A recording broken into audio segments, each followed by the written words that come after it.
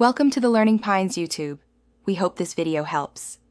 You start by installing Python and VS Code because you need both tools to communicate.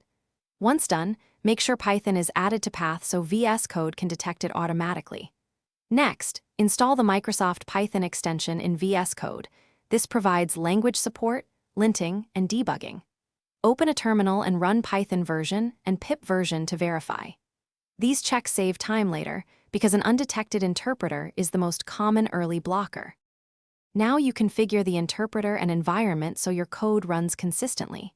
First, create a virtual environment with Python venv, or choose a Conda environment if you prefer. Then open VS Code and use the command palette to run Python. Select interpreter and pick the venv Python executable. This ties the editor to the correct packages. Also add a vscode/settings JSON with the interpreter path so teammates get the same setup. This prevents. Finally, run and debug to confirm everything works and know how to recover if it doesn't. Use run Python file in terminal for quick checks and switch to the debugger to set breakpoints and inspect variables for deeper issues. Configure launch JSON for multi-file apps or Django/Flask projects.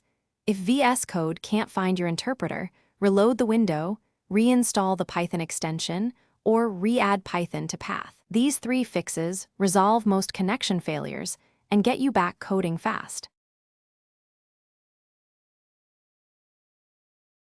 Thanks for watching. Consider subscribing if we helped you.